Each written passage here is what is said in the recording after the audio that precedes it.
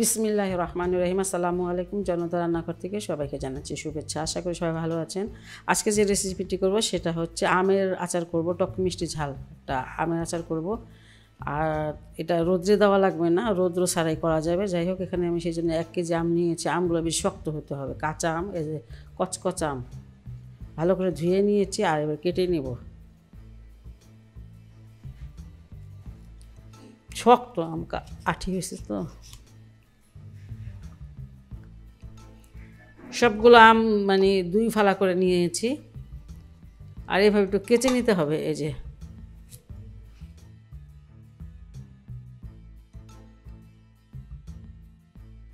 কেচে নিতে মশলাটা ভিতরে যায়, চিনি সব কিছু ভিতরে যাবে, তো ভালো লাগবে খেতে।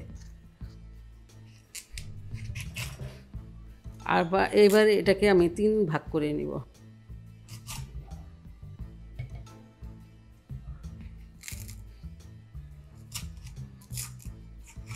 আমগুলো সব কেটে নিয়েছি।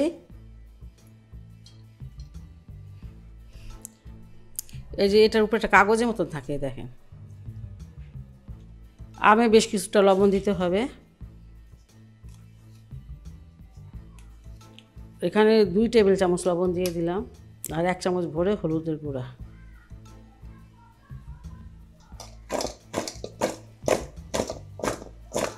এইভাবে খুব ভালো করে সবগুলো আমের মধ্যে লবণ এবং হলুদটা মাখিয়ে নিতে হবে।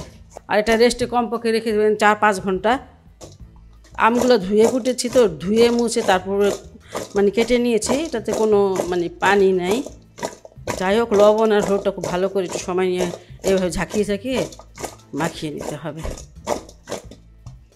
দেখেন লবণ আর নাই, মানে হলুদ আর লবণ পুরোটা মানে এটার মধ্যে মেখে গেছে। আর এটাকে আমি ঢেকে রেস্টে রেখে দেব 4 ঘন্টার মতো। 6 ঘন্টা পর আসলাম। যাই হোক, অনেক আগে মানে করবো বলেছিলাম, তো হয়নি, রেসিপিটা একটু দেরি হইলো। আর এখন এটা এই যে 6 ঘন্টায় বা তার আগেই হয় অনেক পানি বের হবে। দেখেন আমি কিন্তু 1 ফোঁটা পানি দিই নেই। আপনারা দেখেছেন সেই লবণ আর হলুদে, লবণে প্রচুর পানি উঠে। এতে হয় কি, আমটা না শুকালেও হয়, আমটা এই যে দেখেন নরম হয়ে যায়।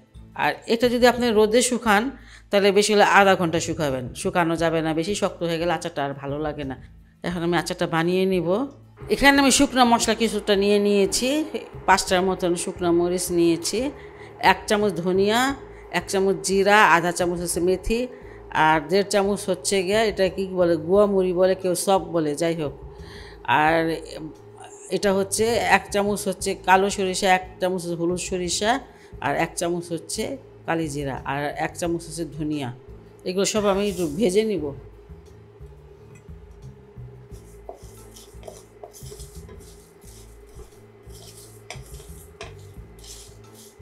মশলাগুলো ভাজা হয়ে গেছে, মানে একটু ফুটে আর একটা স্মেল বের হয়, তখন বুঝবেন এটা হয়ে গেছে। পুরার দরকার নেই, পুড়লে তিতা লাগবে। যাই হোক, এটা আমি এখন নামিয়ে নিচ্ছি। এখানে আমি 200 গ্রামের মতন তেল দিয়ে দিলাম। তেলটা একটু ফুটলে পরে আমি এটা গুড় দিয়ে বানাবো।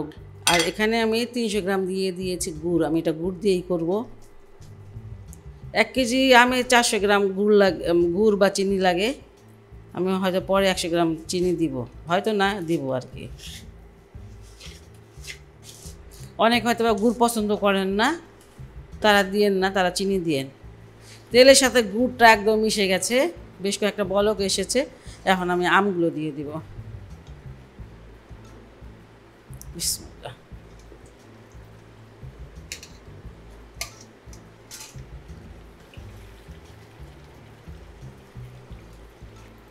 আঁচটা কমিয়ে এখন আমি গুড় আর তেলের মধ্যে আমটাকে সুন্দর ভালোভাবে মানে আচারটা বানিয়ে নিব।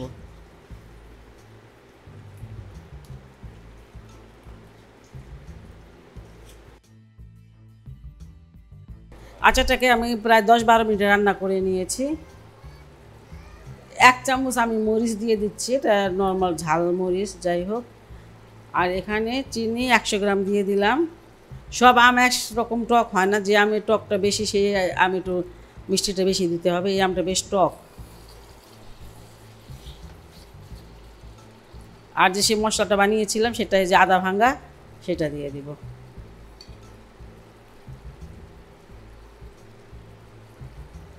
আবার 15 মিনিটের জন্য এটা আমি আস্তে আস্তে করে এটাকে রান্না করে নিব। আচারটা খুব বেশি নাড়া যাবে না, অত বেশি নাড়লে আচারটা গলে যায়। এভাবে এভাবে একটু করে দিবেন, এই যে। আর নাড়ার কিছু নাই, নিচে তো লাগবে না, এটা তো আর তরকারি না যে নিচে লেগে যায়।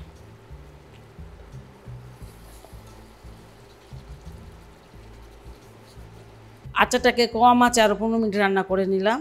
আপনারা দেখলে বুঝতে পারবেন, দেখেন এমনভাবে আঠালো, তেলটা উপরে এসে পড়বে।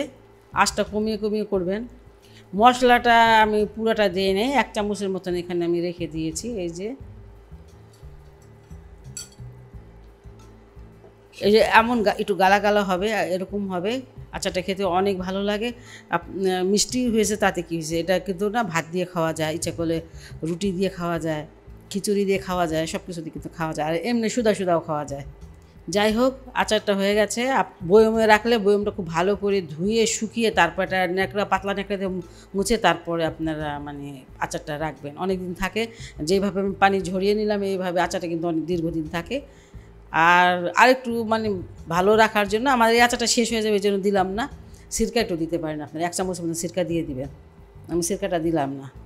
এই মানে এই আমটা শেষ হওয়ার আগে আমরা এই আচারটা সব বানিয়ে নিব, আপনারা বানিয়ে নেবেন। যাই হোক, সবাই ভালো থাকুন, সুস্থ থাকুন, নিরাপদে থাকুন। আল্লাহর কাছে এই দোয়া করি, আপনারা আমার জন্য দোয়া করবেন। আল্লাহ হাফেজ।